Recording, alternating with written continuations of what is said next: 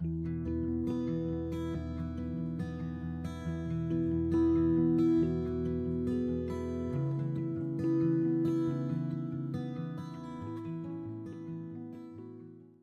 vous invite à prendre place.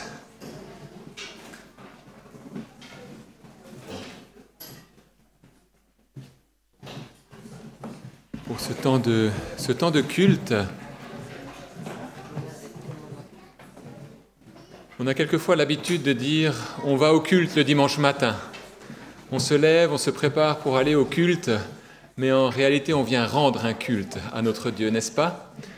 On ne va pas au culte, on vient rendre un culte, on vient l'honorer, on vient l'adorer. En tout cas, une bienvenue particulière à chacune, à chacun. J'avais à cœur d'introduire ce temps de culte avec un passage dans 1 Pierre, chapitre 2, à partir du verset 9.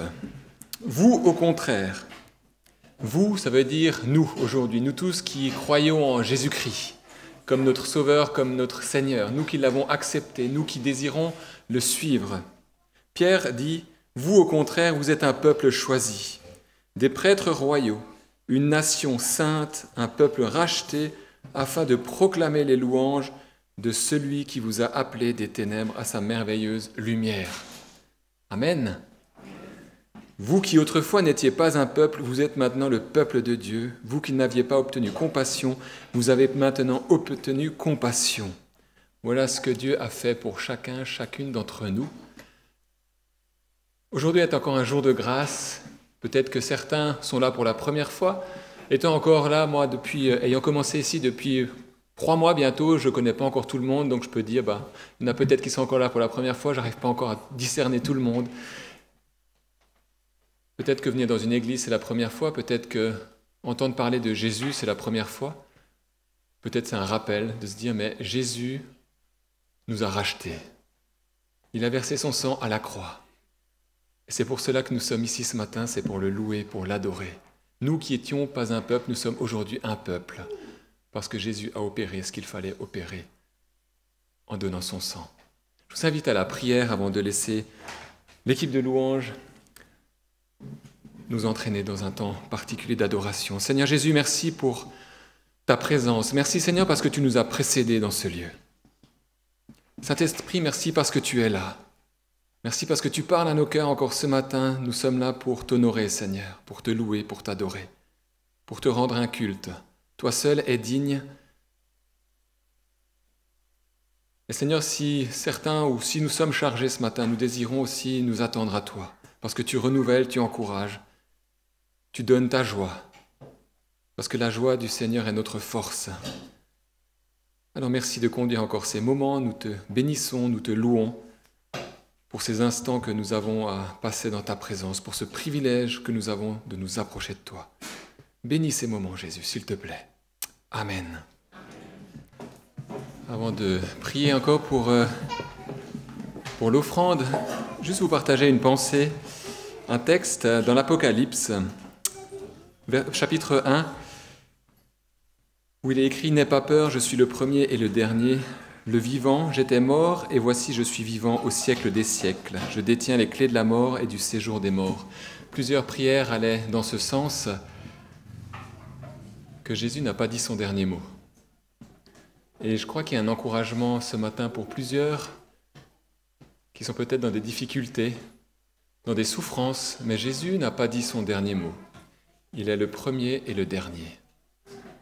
Alors Seigneur, merci pour ce temps de louange. Merci Seigneur pour toute l'équipe qui nous a conduits dans ce temps d'adoration. Merci pour ta présence. Merci Seigneur pour l'offrande que nous remettons entre tes mains. Nous te demandons sagesse, discernement, pour qu'elle soit utilisée pour l'avancement de ton royaume, pour que l'Évangile soit annoncé, Seigneur, à d'autres, et qu'elle éclaire les ténèbres du cœur de nombreuses personnes encore. Seigneur, nous te prions aussi pour le temps de prédication. Rends-nous attentifs, que ne soient pas des auditeurs oublieux, mais des auditeurs attentifs à ce que tu as à nous dire. On te soumet nos pensées, Seigneur Jésus, et on te demande de parler à nos cœurs. Merci de bénir Danilo particulièrement, de lui donner encore les mots nécessaires pour apporter le message que tu as mis sur son cœur. Et nous te bénissons aussi, Seigneur, pour les enfants, pour les moniteurs, monitrices, Seigneur, nous les bénissons en ton nom. Nous te demandons, Seigneur, de parler aussi au cœur de tous ces enfants. Merci, Seigneur, pour toute la jeunesse dans l'Église. Nous la bénissons, nous la remettons entre tes mains, Seigneur. Merci parce qu'elle a une place toute particulière à tes yeux aussi, à nos yeux bien sûr aussi. Mais tu en prends soin. Et merci, Seigneur, pour tout ce qui est déjà semé et ce que tu sèmeras encore dans leur cœur, afin que ça porte du fruit, Seigneur Jésus. Pour la gloire de ton nom. Amen. Vous n'avez pas l'habitude de me voir avec des béquilles? Moi non plus. J'ai oublié mon âge et j'ai enjambé un obstacle qu'il aurait mieux valu contourner.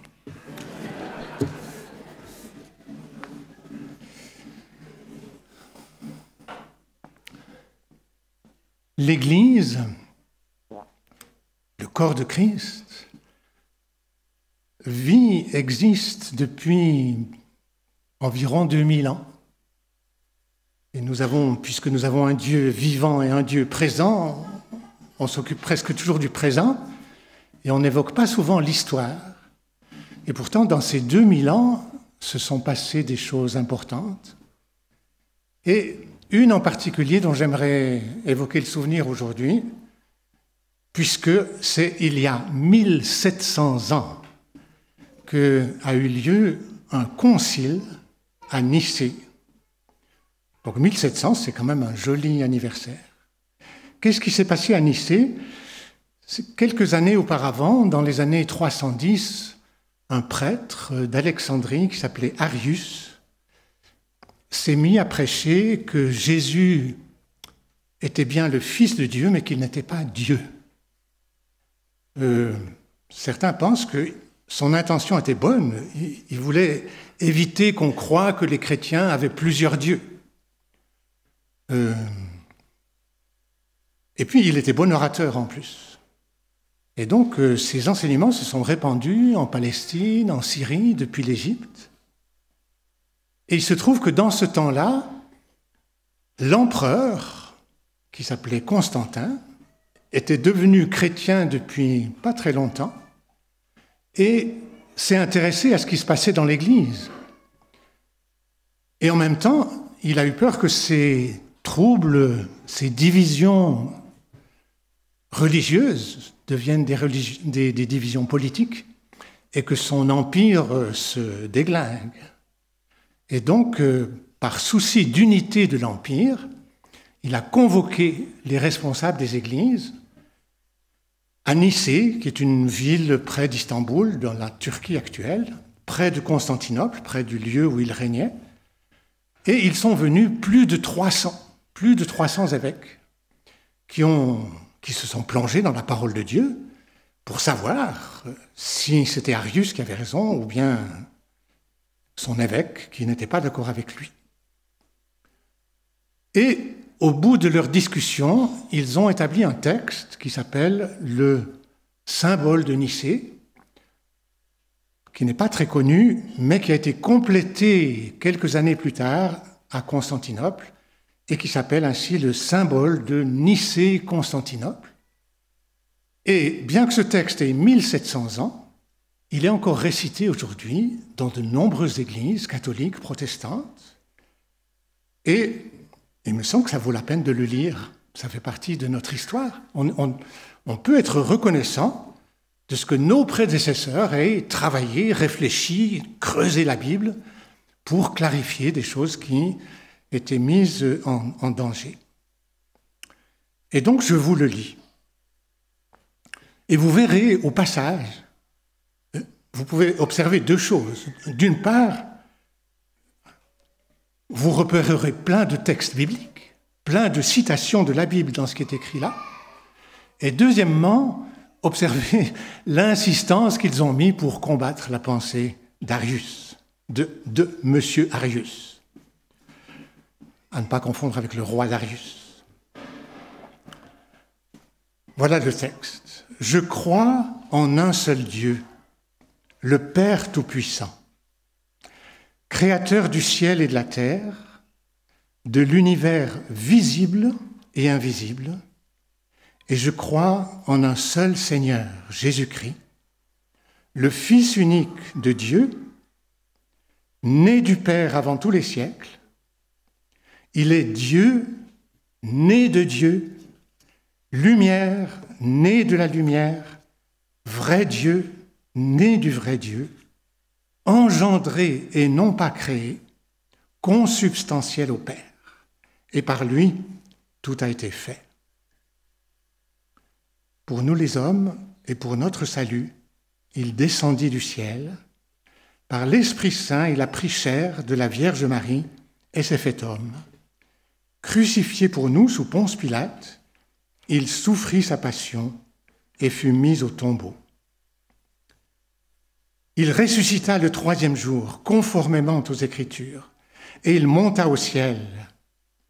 Il est assis à la droite du Père. Il reviendra dans la gloire pour juger les vivants et les morts, et son règne n'aura pas de fin.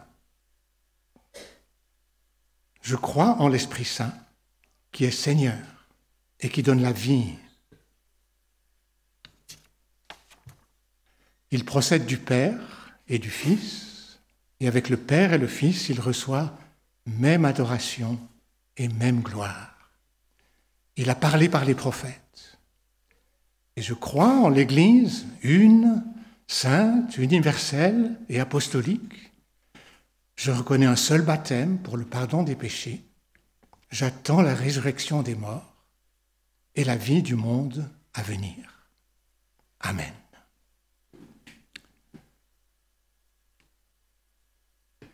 Est-ce que cette doctrine de Arius, l'arianisme, existe encore aujourd'hui? Après le concile de Nicée, l'arianisme a persisté à différents endroits de l'Empire, même pendant plus d'un siècle. Mais aujourd'hui, qu'en est-il? Du point de vue religieux, les témoins de Jéhovah, à ma connaissance, ne se réclament pas de l'arianisme, et pourtant, j'ai lu sur leur site officiel, ils prétendent Jésus est le Fils de Dieu, mais il n'est pas le Dieu Tout-Puissant. Et ils s'appuient pour cela sur le texte de Jean 14, où Jésus dit « Le Père est plus grand que moi ». Mais autour de vous, des gens qui ne sont pas forcément religieux disent « Jésus était un grand homme, un prophète, un visionnaire, un maître de sagesse, mais pas Dieu ». Eh bien, ils véhiculent la même pensée.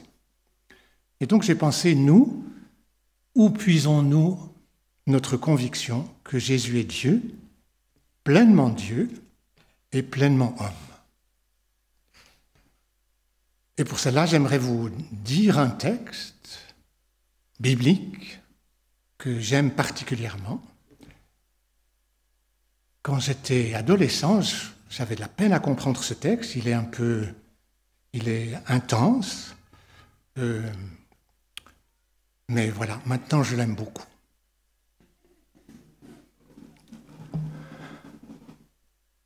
Au commencement était la parole. Et la parole était Dieu. Elle était avec Dieu et la parole était Dieu. Elle était au commencement avec Dieu. Toutes choses ont été faites par elle et rien de ce qui a été fait n'a été fait sans elle.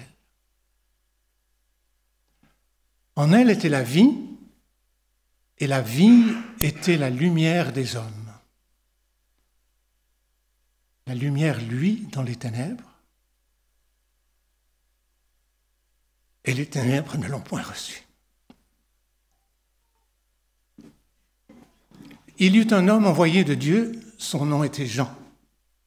Il vint pour servir de témoin, pour rendre témoignage à la lumière, afin que tous croient par lui. Il n'était pas la lumière, mais il vint pour rendre témoignage à la lumière. Cette lumière était la véritable lumière qui, en venant dans le monde, éclaire tout homme. Elle était dans le monde, et le monde a été fait par elle, et le monde ne l'a point connue. Elle est venue chez les siens, et les siens ne l'ont pas reçue. Mais à tous ceux qui l'ont reçue, à ceux qui croient en son nom, elle a donné le pouvoir de devenir enfants de Dieu, lesquels sont nés non du sang, ni de la chair, ni de la volonté de l'homme, mais de Dieu. Et la parole a été faite chair. Elle est devenue un homme, disent certaines traductions. Elle a habité parmi nous, pleine de grâce et de vérité. Et nous avons contemplé sa gloire, une gloire comme la gloire du Fils unique, venu du Père. Jean lui a rendu témoignage, et c'est écrié, c'est celui dont je vous ai dit, celui qui vient après moi m'a précédé, car il était avant moi. Et nous avons tous reçu de sa plénitude, grâce pour grâce. Car la loi a été donnée par Moïse, mais la grâce et la vérité sont venues par Jésus, Christ. Personne n'a jamais vu Dieu, mais le Fils unique qui est dans le sein du Père est celui qui nous l'a fait connaître. Amen.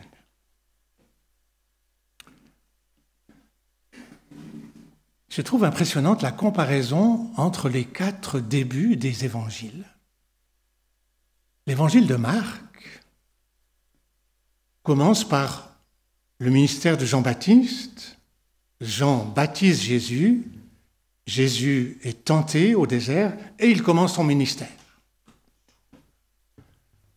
Luc, les médecins commencent au début de la vie.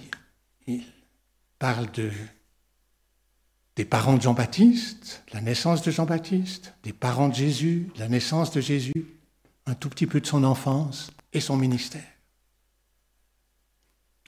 Matthieu remonte encore plus haut. Il commence son évangile par la généalogie de Jésus. Et il la fait remonter jusqu'à Abraham.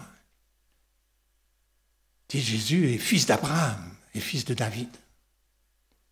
Et Jean, comme on l'a entendu, si on remonte le texte que je vous ai dit, on finit par comprendre à la fin qu'il s'agit de Jésus. Jésus est cette parole faite chair. Mais donc on parle toujours de Jésus quand on parle déjà de Jésus quand on parle de la parole au début du texte. Donc pour Jean, qui dit « Je vais vous raconter l'histoire de Jésus », l'histoire commence avant ses parents, avant ses ancêtres, avant la création et avant que le monde soit. Pour raconter l'histoire de Jésus, il faut remonter avant que quoi que ce soit existe. La parole était là avant que le monde existe. Bien sûr que quand il dit « au commencement était la parole », on entend tout de suite « au commencement, Dieu créa les cieux et la terre. La terre était informe et vide, et l'Esprit de Dieu planait au-dessus des eaux. Et puis Dieu parle, et Dieu dit que la lumière soit, et la lumière fut. » Et donc, dans l'évangile de Jean, on se retrouve. On dit « ah oui, c'est au commencement. » La parole de Dieu. Et Jean nous dit, cette parole de Dieu, c'est Jésus, et il est Dieu.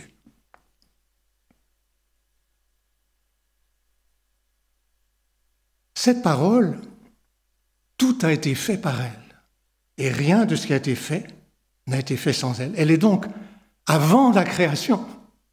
On pourrait dire que au commencement de la Genèse, c'est quand Dieu parle et la création a lieu. Le haut commencement de Jean, il est encore avant.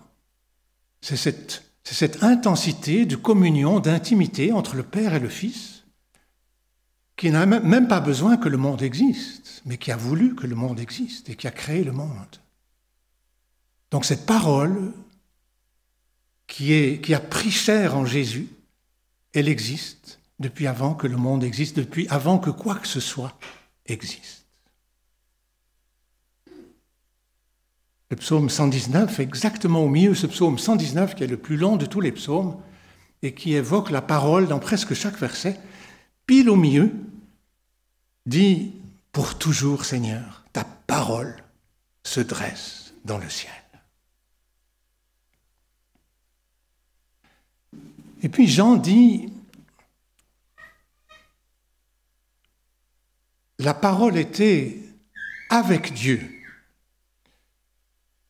Et moi, je ne sais pas le grec, mais j'ai lu un commentaire qui m'a interpellé, dans lequel il est dit « Cette parole est étrange en grec, parce que « était », c'est un verbe qui exprime la stabilité, alors que « avec », ce qu'on a traduit par « avec », c'est une préposition qui exprime le mouvement, la direction, l'intention. Comment cette parole pouvait être avec Dieu, en mouvement?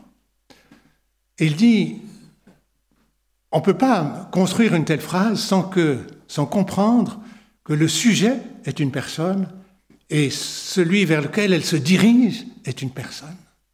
Ce sont deux personnes. La parole est une personne, elle était avec Dieu, qui est une personne.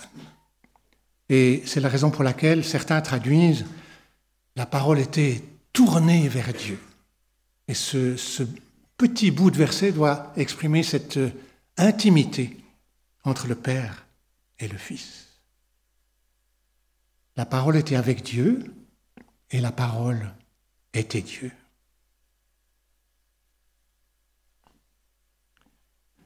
Cette parole qui était Dieu, elle a toutes les propriétés, toutes les capacités de Dieu, puisqu'elle crée, puisqu'en elle est la vie.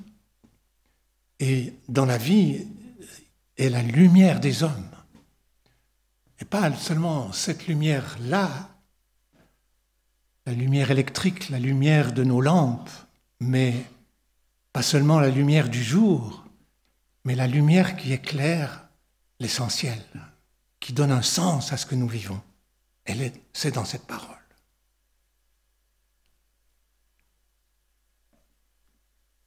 Et nous découvrons que cette parole, dont on n'a pas voulu utiliser d'autres mots pour la désigner jusque-là, un jour a pris chair et est devenu l'homme, Jésus, dont nous lisons l'histoire dans tout l'Évangile.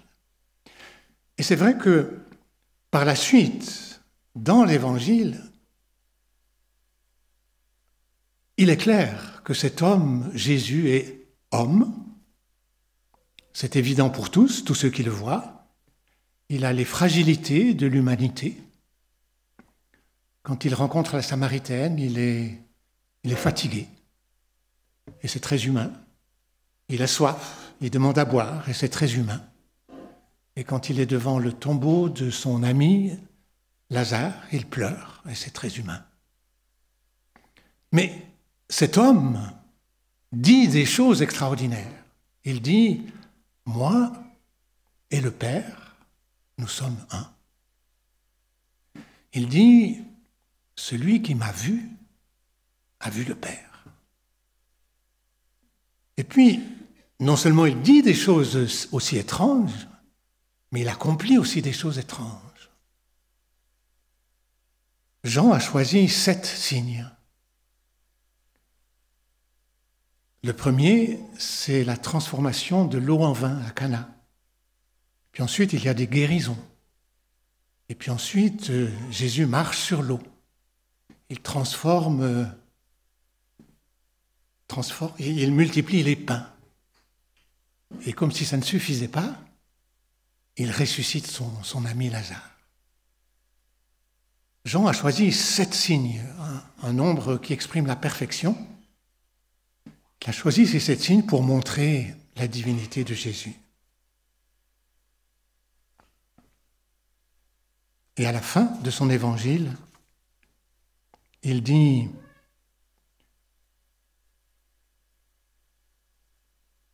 Jésus a accompli encore, en présence de ses disciples, beaucoup d'autres signes qui ne sont pas décrits dans ce livre.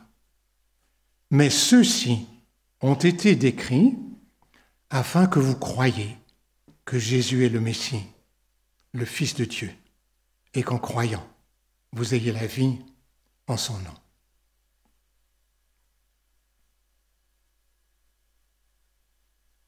À la fin de l'Évangile, Jésus ressuscite lui-même.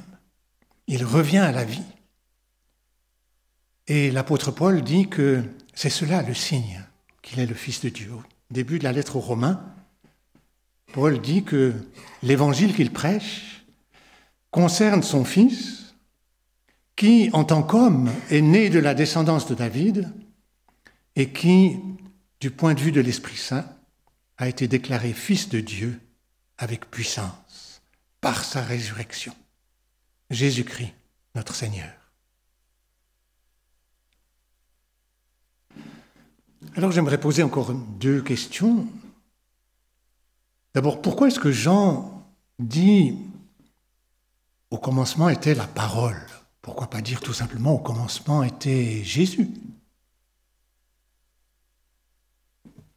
On pense que l'évangile de Jean a été écrit vers la fin du 1er siècle. Et dans ceux qui étaient susceptibles de lire son évangile, il y avait certainement des Juifs. Et je pense que s'il commence par dire « au commencement était la parole », il suscite dans ses auditeurs ou dans ses lecteurs ce lien avec la Genèse.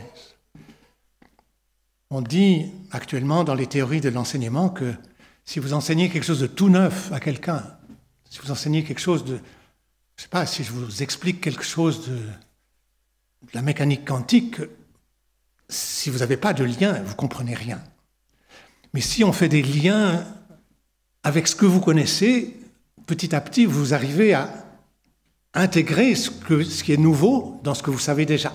Et ça finit par faire un tout. Jean applique exactement ce principe de pédagogie. Il prend quelque chose que les Juifs connaissent, au commencement, la parole. Ils savent bien que Dieu a créé par la parole. Et il les amène à saisir que cette parole, elle a pris chair. Elle est venue. Elle est devenue un homme. Et Jean peut dire, cet homme, je l'ai vu. Je l'ai entendu. Je l'ai touché. Je l'ai vu de mes yeux. Je l'ai connu. Et c'est celui que je vous annonce. Mais, dans le temps où Jean a écrit sa lettre, il y avait aussi, parmi les païens, parmi les non-juifs, toutes sortes de croyances, de syncrétisme qui venaient d'Égypte, qui venaient de Perse, qui venaient de la Grèce, où on pensait bien qu'il y ait un dieu ou des dieux, mais en général tout à fait inatteignables, et on s'imaginait qu'il devait bien y avoir une communication. Mais dans ces syncrétismes, cette communication était toujours quelque chose d'un peu du domaine des idées. Et Jean leur dit, entre Dieu et nous, il y a la parole. Mais cette parole, elle n'est pas du domaine des idées. Elle n'est pas du domaine intellectuel. Elle est du domaine de l'histoire. C'est vécu. Elle est venue. C'est une parole. C'est une personne. Et je l'ai connue.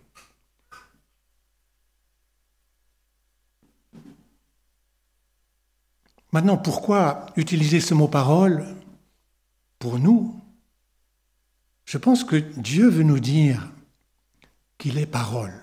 Une parole, de la part de Dieu, elle a d'abord cette puissance, puisqu'elle a servi à créer, mais elle a aussi une fragilité.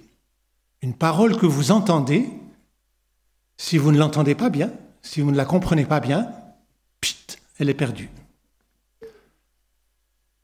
Si vous ne l'avez pas retenue, si vous ne l'avez pas comprise, une parole, elle est perdue. Et c'est ce qui est exprimé avec tellement de... comme un drame dans ce prologue de Jean, quand il est dit qu'elle est venue chez les siens, et les siens ne l'ont pas reçue. Une parole, elle a cette fragilité de pouvoir être entendue, mais de pouvoir être négligé, méprisé, non reçu.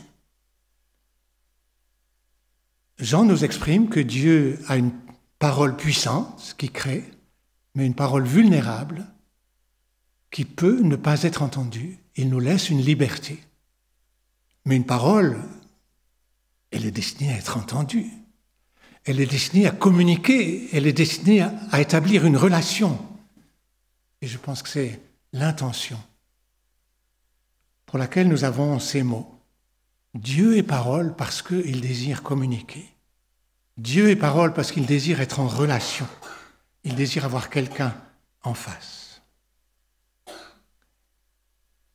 Et deuxième question, quelle importance pour nous que Jésus soit Dieu?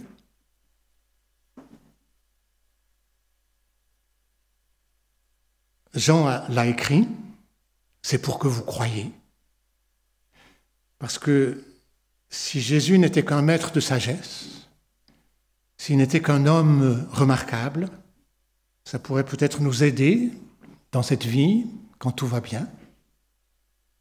Mais quand vous êtes dans la détresse et que vous priez, un homme d'il y a 2000 ans ne peut pas faire grand-chose pour vous.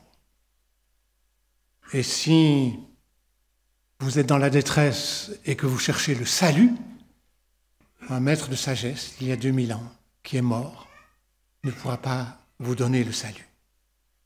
Mais c'est si vous mettez votre foi en Jésus, votre Dieu, le Fils de Dieu, toujours vivant, assis à la droite du Père, alors vous avez la vie.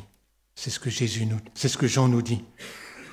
Ceux-ci ont été écrits afin que vous croyiez que Jésus est le Messie, le Fils de Dieu, et qu'en croyant, vous ayez la vie en son nom. Connaître, penser juste, croire juste que Jésus est Dieu, c'est bien, mais c'est plus que cela que nous avons besoin. C'est de mettre notre confiance en lui, de croire en lui, Jésus, le Fils de Dieu, toujours vivant, assis à la droite du Père. Amen. Je vous invite à prier. Notre Dieu, nous te bénissons. Notre Dieu, Père, Fils et Saint-Esprit, nous te bénissons, nous te louons pour ta sagesse, pour ta bienveillance, pour ton salut, pour ta présence. Que ton nom soit glorifié. Donne-nous, Seigneur, d'écouter ta parole, de l'accueillir, de la vivre, de la réaliser, de vivre par elle, jour après jour, et que ton nom soit béni. Amen. Voilà, nous arrivons au terme de ce culte. On peut projeter les annonces de la semaine. Donc ce mardi, la réunion de prière, 20h, femmes en promenade méditative, jeudi 28 à 9h, à 14h, la réunion de prière en ligne, et la semaine prochaine, culte de baptême, donc le 31 août, nous aurons les témoignages des différents baptisés, nous aurons la joie de les entendre, et après nous aurons le temps de baptême à Haute-Rive, après le culte, où nous irons les baptiser dans la Sarine. Il paraît que c'est froid. C'est la première fois que je vais faire ça dans la Sarine, c'était dans le lac Léman à Vevey, alors on verra. Puis on m'a dit qu'en plus c'était un peu peut-être escarpé, donc je pouvais glisser comme je suis grand, alors on va voir. Peut-être je serai baptisé 2 fois. Enfin. Mais c'est vraiment un temps de réjouissance. Et je vous invite vraiment à être là aussi pour soutenir nos futurs baptisés. Et après les baptêmes, on aura aussi l'occasion de prendre un pique-nique ensemble. Donc n'hésitez pas à prendre aussi votre pique-nique avec vous, qu'on partagera ensemble après les baptêmes au bord de la Sarine. Autrement, nous avons le dimanche 28 septembre, donc c'est dans un peu plus longtemps, nous aurons la fête des moissons avec le thème de la reconnaissance. Il y a les flyers qui vont arriver à partir de la semaine prochaine. Comme ça, vous avez déjà la date. Donc le 28 septembre, la fête des moissons, c'est toujours aussi un temps de réjouissance où nous aurons l'occasion aussi, vous avez entendu, reconnaissance. L'idée, c'est aussi de pouvoir entendre des témoignages Alors, si l'une ou l'autre personne a un témoignage particulier, je vous invite à me contacter pour voir ensemble comment on peut agencer la chose. C'est vraiment cette attitude de reconnaissance et puis aussi d'encourager la communauté, parce qu'un témoignage est aussi là pour encourager la communauté, pour rendre gloire à Dieu, mais aussi pour nous encourager les uns les autres, comme quoi Dieu agit encore aujourd'hui. La boîte à questions, l'annonce a déjà été faite, je crois, la semaine passée. Donc, il y a différentes questions, je les lis. Mon couple, mon ado, mes enfants, ma famille. L'idée, en fait, c'est que si vous avez des questions par rapport à la famille, même en tant que grands-parents, n'hésitez pas, il y a à la sortie des petits papiers avec un stylo. N'hésitez pas à les mettre dans cette boîte. Et l'idée, en fait, c'est de voir après aussi quelles thématiques on pourrait traiter au niveau de la communauté. On ne sait pas encore sous quelle forme, cours croissance ou enseignement, mais n'hésitez pas, voilà, si vous avez des questions, à les mettre dedans, et après, il y a toute une équipe qui regardera cela. Je vous invite à vous lever pour la bénédiction.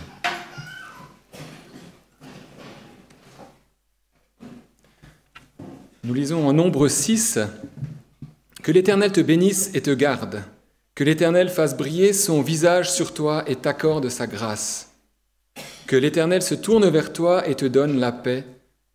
Amen. » Un bon dimanche à chacune, à chacun, que Dieu vous bénisse.